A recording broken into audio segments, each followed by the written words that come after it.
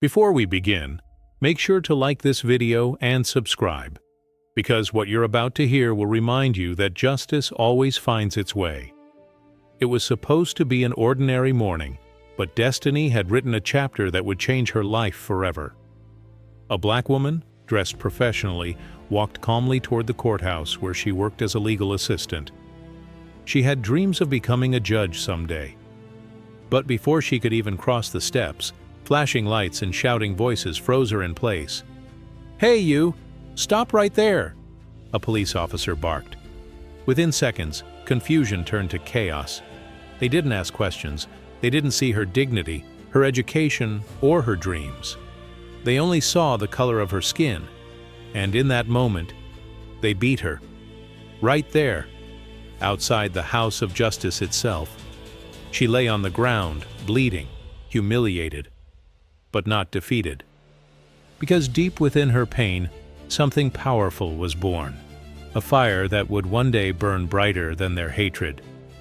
The sun had barely risen over the city when she woke up, as she always did, with hope. Coffee brewing, files in her bag, and a soft gospel song playing in the background. She had faith that her life was finally taking shape. As she left home, she whispered a prayer. "Lord, guide my steps today." She had no idea those steps would lead her straight into a storm. People passed her on the street without a glance. She was invisible, a face among many. But soon, the world would know her name. She reached the courthouse plaza, her mind full of dreams. That's when she noticed two police officers arguing near their patrol car. She paid no attention. After all, it wasn't her concern. But fate was about to twist everything in a single cruel mistake. It all happened in seconds. The officers were chasing a suspect, a woman wearing clothes similar to hers. She didn't know it, but they had just received a vague description over the radio. Black female, mid-30s, near the courthouse. She turned around, startled by the sudden shouts. "Stop right there!" one of them yelled. Her heart pounded as they rushed toward her. "I think you've got the wrong person," she tried to explain. But they didn't listen. They didn't see her fear, only a target that matched their prejudice. In that instant, she realized that her education, her innocence, her truth, meant nothing to them. What mattered was the color of her skin, and that was all they needed to justify what came next. "Hands up!" The order cut through the air like a knife. She froze, her papers falling to the ground. "I'm not who you think I am," she pleaded. But before her voice could finish trembling, the first shove came. Her knees hit the concrete. The sound of leather gloves, the sting of a baton, the taste of blood. People stopped and stared, some recording, some whispering, but no one dared to help. Every blow felt like an accusation, every insult, a wound deeper than the last. And through her tears, she caught sight of something cruel. The courthouse doors, the very building where justice was supposed to live, now watched silently as injustice reigned on its steps. When the beating ended, one officer leaned down and hissed, "Next time, know your place." But she would, just not the place they expected. She lay on the cold stone steps, her face bruised, her spirit trembling. A crowd had gathered, some murmured, others filmed, but most simply watched. And among them, she felt the heavy weight of judgment without a trial. One of the officers tossed her ID onto the ground. The plastic badge cracked in two, legal intern county court. The irony was cruel. She worked inside that same courthouse, helping build cases that spoke of fairness, rights, and equality. Now the system she served had turned against her.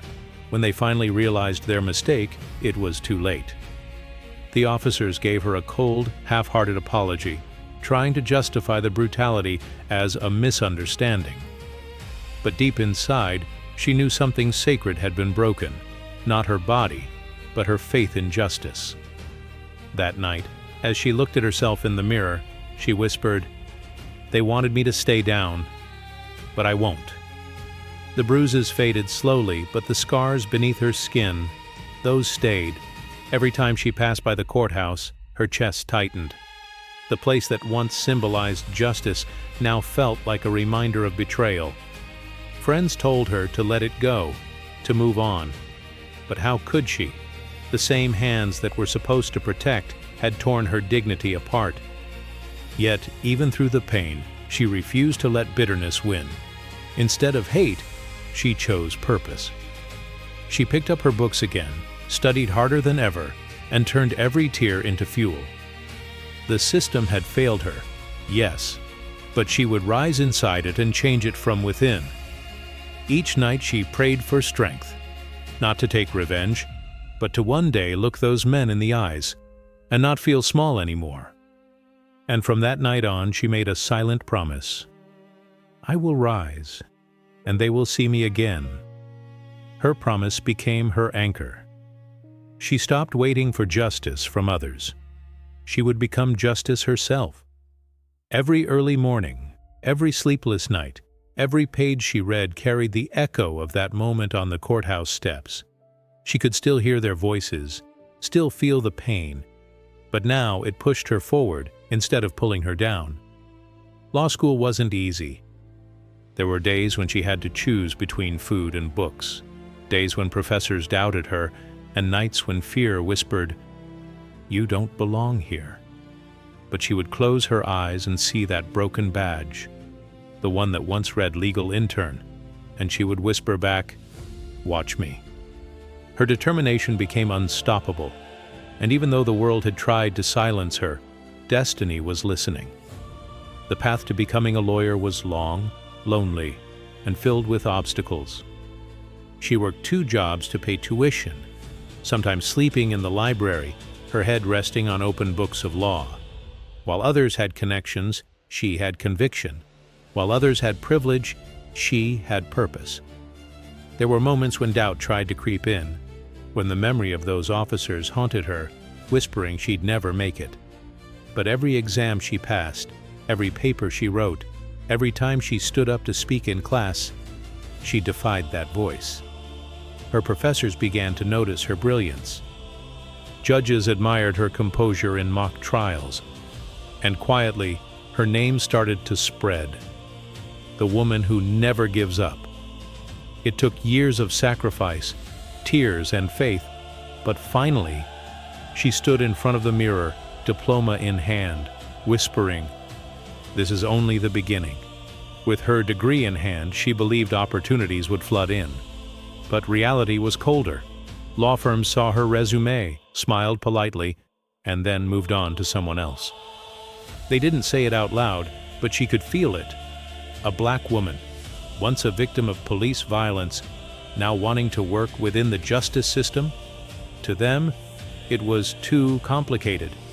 Weeks turned into months. Rejections piled up. Bills grew heavier. But every no only sharpened her resolve. One morning, after yet another closed door, she stopped at a small community office offering free legal aid to low-income families. It wasn't glamorous. It wasn't prestigious. But they welcomed her, not because of her past, but because of her heart.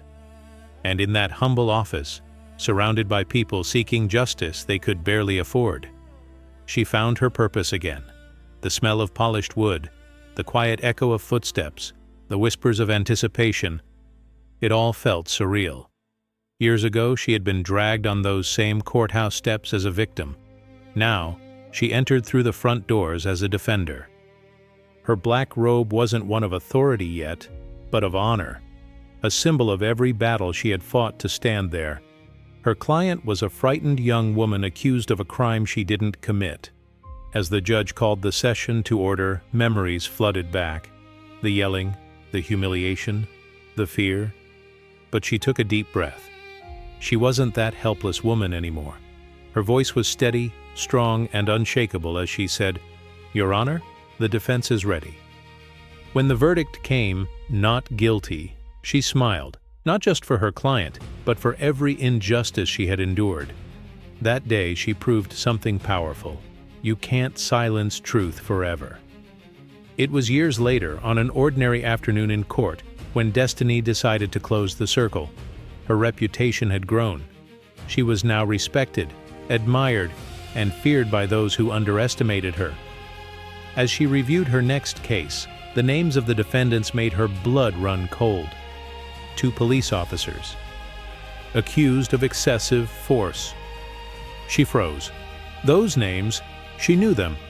The same men who once beat her, who left her bleeding on the courthouse steps. For a moment, she couldn't breathe. The old wounds, the pain, the memories, all came rushing back. But then, she straightened her shoulders. Life had given her a chance not for revenge, but for redemption. This time she would face them not as their victim, but as their equal, and soon, as their judge. The courtroom door opened. The 2 officers walked in, laughing quietly, until they looked up. There she was, sitting high on the bench, wearing the black robe of authority. The same woman they had beaten, humiliated, and dismissed years ago. Their laughter vanished. Their eyes widened. One of them whispered, trembling, "It's her." She didn't need to say a word. Her presence alone commanded silence. Every soul in that room could feel it. Justice had finally come full circle, but instead of anger, she carried grace. Instead of revenge, she chose dignity. And as the trial began, she looked at them calmly and said, "Let us begin." The same courthouse that once witnessed her humiliation would now witness her triumph. The trial was long, filled with testimonies, evidence, and tears. Every word spoken by those officers reminded her of the day they stripped her of her humanity. But she listened, not as a victim seeking revenge, but as a judge seeking truth. When the final arguments ended, the courtroom fell silent. All eyes turned to her. She could have spoken with bitterness, with rage, but instead, her voice was calm, steady, powerful. "This court does not exist for vengeance," she said. "It exists so that no one is ever above the law." And with that she delivered the verdict. Guilty. The gavel struck like thunder. The same sound that once terrified her now declared her victory. Not over them, but over the darkness that tried to consume her. As the officers stood there, pale and silent, she looked into their eyes and saw fear. The same fear she once felt on those courthouse steps, but she also saw something else: regret. In that moment, she realized true justice wasn't about destroying those who hurt you. It was about breaking the cycle of hate. So instead of harsh words, she spoke with grace. "I forgive you," she said softly. "Not because you deserve it, but because I do." The courtroom was silent. Even the guard seemed frozen in awe. Tears filled her eyes, not of pain, but of peace. She had finally freed herself, not just from what they did to her, but from everything that tried to keep her small. And in that silence, mercy became more powerful than punishment. Years passed, but her story continued to inspire thousands. From the courthouse steps where she was once beaten, to the judge's bench where she now delivered justice, she had rewritten her destiny. Every case she handled, every sentence she spoke, carried the weight of her journey. She reminded young women, especially those told they weren't enough, that strength is often born from suffering. One afternoon, after court adjourned, a young law student approached her and asked, "Judge, how did you keep going after everything they did to you?" She smiled gently and replied, "Because I wasn't fighting them. I was fighting to become who God meant me to be." And as she walked down those same courthouse steps, the sun shining on her robe, she knew justice had not just been served, it had been reborn. So tell me, did you like this story? Don't forget to like, share, and subscribe, because every act of faith, forgiveness, and strength deserves to be heard.